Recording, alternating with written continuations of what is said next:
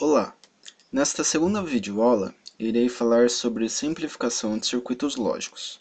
Eu sou o professor Alex de Sá Martins e leciono a disciplina Técnicas Digitais para o curso de Eletrônica Integrada Ensino Médio na ETEC Rubens de Faria e Souza, Sorocaba, São Paulo. Uma breve introdução, né? Os circuitos lógicos, dependendo da sua aplicação, demandam um grande número de componentes, tá ok? De portas lógicas, no caso, certo? Para diminuir a quantidade de portas a serem empregadas nos circuitos, nós podemos aplicar duas metodologias de simplificação, que são simplificação por álgebra booleana ou simplificação por mapa de Carnot. Na simplificação por álgebra booleana e também na simplificação por mapa de Carnot, eu irei adotar este circuito aplicativo, tá certo? Para o caso da álgebra booleana, é necessário escrever a expressão booleana que descreve este circuito. Então, conforme foi explicado na primeira aula, devemos seguir aqueles procedimentos para chegar nesta expressão. Caso alguém tenha alguma dúvida, assista a primeira aula e tente reproduzi-la em seguida. Com essa expressão em mãos, nós podemos começar a aplicar as propriedades da álgebra booleana.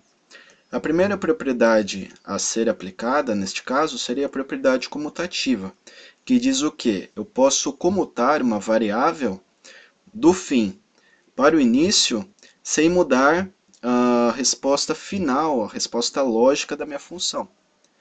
Então, eu farei isso, né, comutando a variável b do fim para o início da expressão, podemos verificar que ela aparece em dois lugares diferentes, né? Uma ela está isolada e outra ela está associada a uma operação e com a variável c. Com isso, podemos aplicar a propriedade distributiva, tá ok? Colocando a variável b em evidência, surge um termo unitário. Com isso, podemos aplicar agora a propriedade da união, que diz o quê? Quando uma variável, no caso a variável c, está realizando a operação OU com nível lógico 1, esta variável ela é absorvida, ou seja, esta relação aqui, 1 ou C, vai resultar apenas no nível lógico 1. Realizando a operação E com a variável B, vai sobrar o quê? Vai sobrar apenas a variável B. Então, a nossa resposta final, né, para simplificação através de álgebra booleana, é B ou A e C barrado, tá certo? Agora, utilizando o mapa de Carnot, nós temos o circuito aplicativo, né, que é o mesmo circuito mostrado no início. Porém, no mapa de Carnot iremos fazer a análise através da tabela verdade, tá ok? Tabela verdade também foi explicada lá na primeira aula. Então, quem tiver alguma dúvida, assista a primeira aula e tente reproduzi-la. O mapa de Carnot ele é montado da seguinte forma, quando trabalhamos com três variáveis, que é o nosso caso. As duas primeiras variáveis, no caso A e B, apresentam as suas combinações na primeira linha do mapa de Carnot. A terceira variável vai apresentar suas combinações na primeira coluna, certo?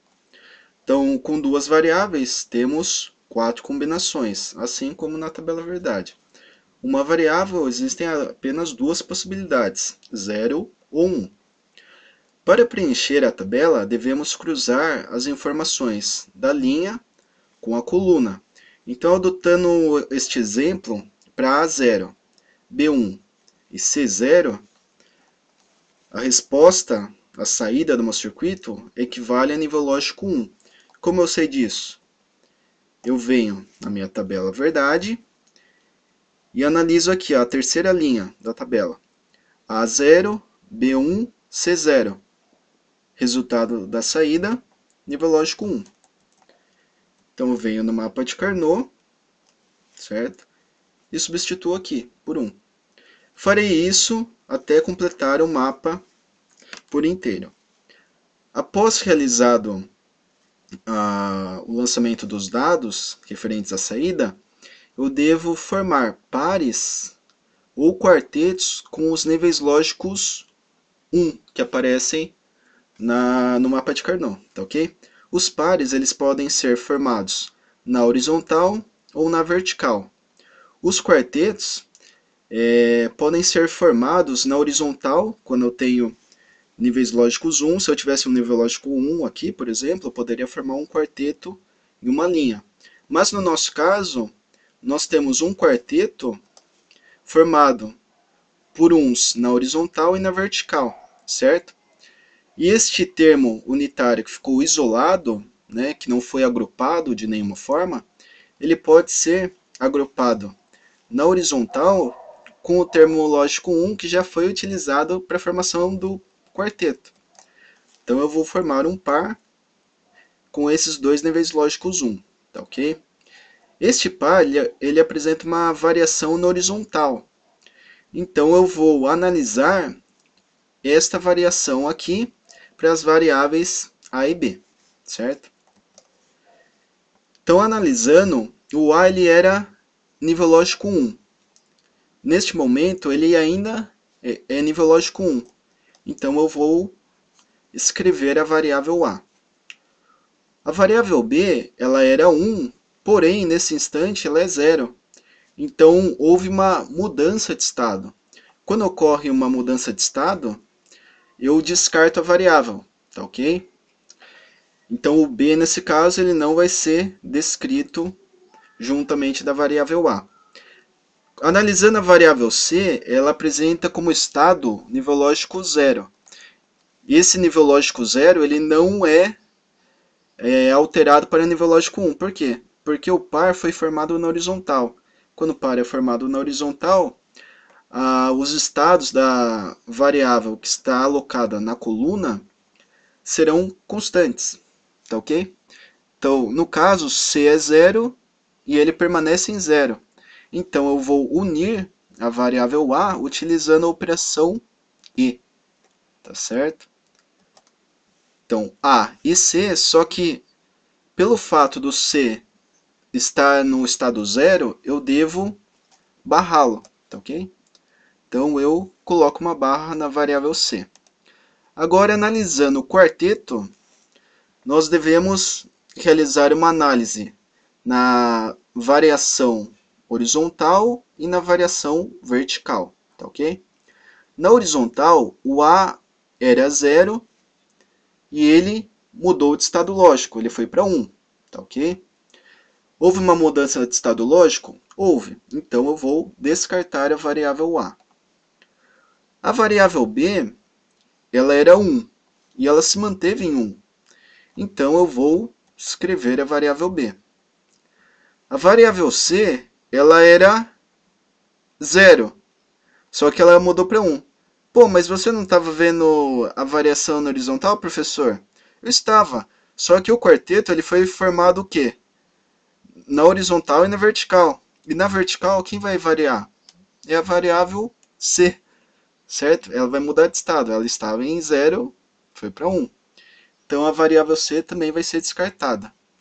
Então, neste agrupamento sobrou apenas a variável B. Algo interessante, né, a ser destacado é que quando eu formo um quarteto, quando o meu circuito apresenta 3 variáveis de entrada, eu acabo eliminando 2 variáveis, certo?